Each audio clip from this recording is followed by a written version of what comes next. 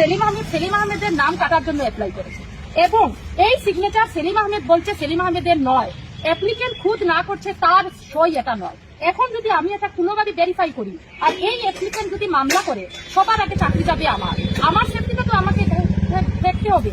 এখন আমি তখন আমার 60টা ফর্ম এরকম আমি উপরে জেনিউন যেগুলো আছে আমি সবগুলোর উপরে রিমার্ক লিখে আমার সিগনেচার দিয়ে ডেট দিয়েছি এবং যখনই আমাকে অ্যাপ্লিকেন্ট কনফার্ম করে দিয়েছে এই গ্রামের এসে কনফার্ম করে দিয়েছে তখন আমি ইলেকশনের যারা ছিলেন ওখানে এক দুজন স্টাফ এদেরকে আমি বলি যে আমি প্রায় 60টা ফর্ম এরকম রিমার্কস লেখা শেষ, রিমেইনিং ফর্ম আমি করতে পারবো না কারণ আমি কোনো ভুয়া ফর্ম ভেরিফাই করতে পারবো। ইলেকশন অফিস প্রমাণ করুক অ্যাপ্লিকেন্ট পেপার সত্যি, আমি রাত্রে একটা হলেও সমস্ত ফর্ম করে দিয়ে যাব। আমি বিএলও আমার উপর যত ডিউটি আসছে সমস্ত ডিউটি রাত দিন হলেও আমি করবো। এর আগে এসআরের সময়ও আমি রাত্রে 8টা অবধি আমার গ্রামে মানুষের বাড়ি বাড়ি গিয়ে করে এনেছি এবং এই জেলাতে বুধ হয় আমাদের বিএলএ এতে যখনই কোনো কাজ যখনই যা আসছে সবার আগে আমি কমপ্লিট করে ইলেকশন করছি। আমার এই কাজ করতে কোনো অসুবিধা নেই কিন্তু এমপ্লয়ি হিসেবে আমার সেফটির ব্যাপার তো আছে। এই গ্রামের স্কুলে আমি যাবো, মানুষ যদি আমাকে ধরে বেঁধে রাখে, মানুষ যদি আমাকে মারে, আমার উপর যদি মামলা করা হয় আমি তখন কি করি? তখন ইলেকশন অফিসে ফোন করলাম আমি ওদের স্টাফদের বললাম যে এই ফর্ম রিমেইনিং ফর্ম আমার পক্ষে ভুয়া ফর্ম ভেরিফাই করা অসম্ভব আমার পক্ষে। তখন এরা বলে না এটা তো করতেই হবে। তখন এরা বললো না আচ্ছা আমরা তাহলে ইলেকশন অফিসে আমরা দীরব্রতের সঙ্গে আপনি একটু ফোনে কথা বলুন। হ্যাঁ, তখন আমি বললাম আচ্ছা আপনি স্পিকারে ফোন দিন আমি কথা বলি। উনি ইলেকশন অফিসের এমপ্লয়ি, উনি এই বিষয়গুলো অনলাইন বিষয়গুলো উনি দেখেন সম্ভবত উনিই দেখেন। হ্যাঁ, উনি এগুলোর দায়িত্বে আমাদের যেগুলো গুগল মিট যেগুলো হয় সব উনি করান। তো তখন দীরব্রত আমাকে ফোনে বলেন আপনাকে এটা করতেই হবে, আমি তো সকালে বলে এসেছি আপনাকে যে অ্যাপ্লিকেন্ট যেই হোক, অ্যাপ্লিকেন্ট ভুয়া হোক যেই হোক আপনি উপরে ভেরিফাই করে রেখে দিন না এগুলো জেনিউন করে। অবজেক্টিভ দেখতে হবে অ্যাপ্লিকেন্ট না, আপনাকে শুধু অবজেক্টিভ দেখতে হবে অ্যাপ্লিকেন্ট নয়, আমার কাছে এটা এভিডেন্স আছে। তো এরপরে আমি উঠে বললাম যে কি করে করবো, অ্যাপ্লিকেন্ট খুদ না করছে, কালকে যদি অ্যাপ্লিকেন্ট মামলা করে আমি বিএলও হিসাবে আমার সই থাকছে এখানে, অনলাইন করলে আমি আমার বিএলও এর থেকে আমি করছি, তো তখন তারা কোনো অবস্থায় ইয়ে করে না। তো তখন আমি বলেছি যে আমার পক্ষে অসম্ভব, আমি একটাও ভুয়া ফর্ম আমি ভেরিফাই করবো। আপনারা আগে প্রমাণ করুন এটা সেলিম আহমেদই অ্যাপ্লাই করেছে, রাত্রে একটা হলেও আমি সারা রাত্রে অফিসে বসে এগুলো করে দিয়ে যাবো। তখনও বীরব্রত ফোন কেটে দিয়েছেন। কেটে দেওয়ার পরে খানিকক্ষণ পরে ওদের অফিস স্টাফও কেউ রুমে ছিল না। এরপর খানিকক্ষণ পরে অফিস স্টাফ এসে বলেন আপনারা এগুলো যা হয়েছে আমাদেরকে জমা দিয়ে করতে হবে না, আর রিমেইনিং গুলো করতে হবে না, আমাদেরকে জমা দিয়ে দিন। হ্যাঁ, তখন আমরা উঠে বললাম না আপনাদের হাতে তো আমরা জমা দেবো না, আপনাদের হাতে জমা দিলে এভিডেন্স কই আমাদের, আমরা যে জমা দিয়েছি আমাদের উপর আপনারা অ্যাকশন এনে নেবেন। তো এই জন্য আমরা এটা ইলেকশন অফিসে গিয়ে আমরা জমা দেবো, ইলেকশন অফিসের অথরিটির কাছে আমাদের বিষয়গুলো বলে এবং দুবিধাগুলো হতো না। আজকে যদি এইরকম ভুয়া অ্যাপ্লিকেশন ফর্ম অ্যাপ্লিকেন্ট না করছে তাহলে তো ভুয়াই এটা। এগুলো যদি আমাদের কাছে না আসে, আমরা যদি ভেরিফাই না করি আমাদের লাইফ রিস্কও আসে না। একটা ডিপার্টমেন্টের এমপ্লয়ীদের সুরক্ষা ডিপার্টমেন্ট দেখবে, এমপ্লয়ীদের ফিজিক্যাল হ্যারাসমেন্ট হোক আর তার যে কোনো রকমের সেফটি সেই ডিপার্টমেন্ট দেখবে। এখন আমরা যে ডিপার্টমেন্টের হয়ে কাজ করছি সেই রাত দিন এক করে আমরা আমাদের সকলেরই শহরে ঘর, অথচ আমাদের স্কুল গ্রামে, সেই গ্রামের স্কুলে আমাদের স্কুলের বিএলও আমরা এলাকা। তো আজকে যখন বিএলওরা এত রাত দিন একটা প্রশ্ন হইল গিয়া যে আপনারা যে ফর্মগুলো যে আপনার অবজেকশন আছে এগুলো সব কিটা মাইনরিটি মানুষ নেই না অন্য মানুষ আছে? এখন দেখুন মাইনরিটি মানে রিলিজিয়াস মাইনরিটি নেই ইত্যাদি বিষয় আমি যাবই না। এখন এখানে এপিক নাম্বার আছে, ভোটারদের নাম আছে, একজন আমাদের নিয়ম কি হলো, আমাদের আইন কি বলে, ইলেকশন কমিশন কি বলে যে একজনও জেনিউন ভোটারের নাম বাদ যাবে না আর একজনও যে জেনিউন নয় তার নাম ইনক্লুড হবে না।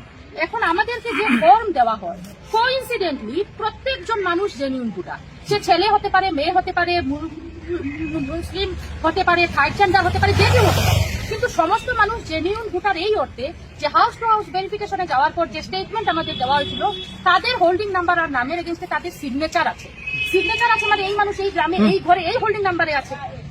তো এইগুলো আমাদেরকে জেনিউন ভোটারদের কিছু দিয়ে প্রথমে বলা হয়েছিল গতকালকে অবধি এগুলো সব ফর্ম 7 অ্যাপ্লাই করে দিতে, যে কোনো কিছু ফর্ম 7 অ্যাপ্লাই হলেই এগুলোর যে নাম কেটে যাবে এরকম কোনো ব্যাপার নয়, এগুলোর হিয়ারিং হবে, আপনারা ফর্ম 7 অ্যাপ্লাই করে দিন। আপনাদের হাতে যেগুলো ফর্ম হয়েছে এক সম্প্রদায়ের মানুষের না অন্যান্য সম্প্রদায়ের মানুষের, এখানে এখন দেখা যাচ্ছে তো সেলিম আহমেদ অবজেকশন দিয়েছে যে এই কমপ্লেনটা করেছে, আর যার নামে কমপ্লেন দিয়েছে এরকম লিপি চৌধুরী, আহমেদ হাসান, আব্দুল কাইয়ুম, হ্যাঁ, এবং ওর নামেও দিয়েছে, সব নামই এরকম, এবং যে সেও সেলিম আহমেদ।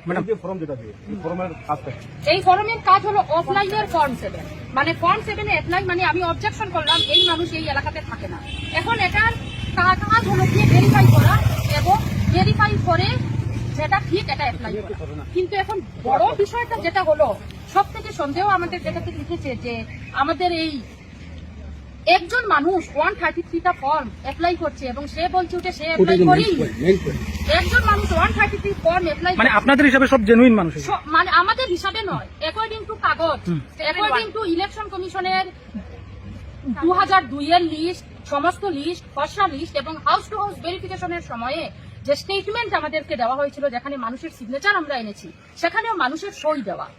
যারা মৃত ওদের আন্ডারে, সাপোজ ধরুন আমার বাবা মৃত, এখন আমার ঘরে বিয়লে আসার পর আমার বাবার নাম কাটানোর পর মৃত এখানে লেখা হয়েছে এবং এটা মৃত আইডেন্টিফাই করে আমি এখানে সিগনেচার দিয়েছি।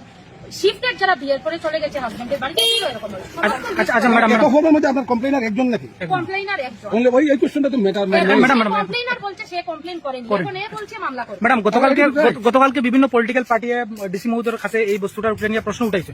তাই কোশ্চেন যে এই কথাটা এই ধরনের বুয়া, যদি কোনো বিএলও এই ধরনের প্রমাণ সহ দিতে পারেন তাহলে তাই অন স্পট অ্যাকশন লইবা ডিসি মহোদয়। আজকে আমরা এক মিনিট আমার ভুটানের দায়িত্ব আমার, কারণ আমি এদের বাড়ি বাড়ি গিয়ে হাউস টু হাউস ভেরিফিকেশন করতে এসেছি।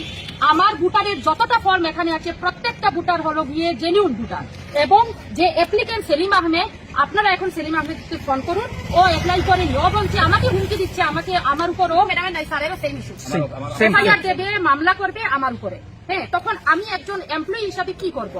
ম্যাডাম, আরেকটা কথা হইল, এখানে বর্তমান ইলেকশন কমিশনার এখানে আসুন ডিসি অফিসে, তাহলে আমরা চাইমু যে আপনারা যদি হয় তাহলে আপনারা ইলেকশন কমিশনার আসুন আর ডেপুটি কমিশনার আসুন, আপনারা এখানে গিয়ে এভিডেন্স সহ দিয়ে দিন। এখন দিয়ে দেন, এখন বর্তমান ইলেকশন কমিশনার আসুন। কেন শুনবে না? না, ডিপার্টমেন্টাল ইলেকশনের ব্যাপার তো নাই। আপনি আপনার আমরা যখন বিএলও হিসাবে যখন আমাদের এই প্রবলেম, আমাদের সেফটির উপর প্রবলেম, যখন আমাদের কাছে দেওয়ালে পিঠ ঠেকানো, আমাদের কোনো অপশন নেই, আমাদের কাছে বলতেই হচ্ছে, এটা বলতেই হচ্ছে, এদের সঙ্গে ঝগড়া করতেই হচ্ছে। তো এই অবস্থায় যখন এসেছি তখন কালকে আমাদের উপর ডিপার্টমেন্টাল অ্যাকশন আনা হবে, শিওর আমরা। তাহলে আপনারা ইলেকশন কমিশনার আছেন, জান এখন আমরা সহযোগ করবো, আপনারা জান। ফর্ম 7 যেটা, ফর্ম 7 কেউ অবজেকশন করার পর বিএলও রেসপেক্টিভ ভোটারের এগেইনস্টে ভেরিফিকেশন করবে অন দ্য স্পট। কিন্তু এখানে কেন বলা হচ্ছে যে এখানে আপনারা নাম কেটে দেন? অফিসে এসে নাম কেটে দেবেন, এটা তো হওয়ার কথা। কালকে আমাদের ডিসি বলছেন যে যাকে ফর্ম দেওয়া হবে ওর নামে নোটিশ ইস্যু হবে, ভেরিফিকেশন করবে বিএলও বা রেসপেক্টিভ পলিটিক্যাল পার্টি বিএলও সেও করবে। কিন্তু এখানে কেন করা হচ্ছে না এটা? সেকেন্ড, আরেকটা কথা হচ্ছে মহিলাদের সুরক্ষার জন্য, মহিলাদের চাকরির সুরক্ষার জন্য সরকারের নির্ধারিত বা গভর্নমেন্টের আইন আছে যে এদের সুরক্ষিত করে, এদের এই এনভায়রনমেন্টটা ঠিক করে তাদের চাকরি করতে হবে। এই ধরনের কোনো এনভায়রনমেন্ট কেন নাই? সেগুলো আপনারা ইলেকশন কমিশনার এখানে আছেন, কেন ভায়োলেশন করছেন ইনি? সেই আইনটা কেন মহিলাদের সুরক্ষা আর মহিলাদের সেফটি, এখানে সব ধরনের ব্যবস্থা থাকতে হবে মহিলাদের চাকরির ক্ষেত্রে, এখানে কেন হচ্ছে না? এগুলি আপনারা তুলতে পারেন, যেহেতু ডিসি বা ইলেকশন অফিসার হাইয়ার অফিসার এখানে আছেন, ইলেকশন কমিশন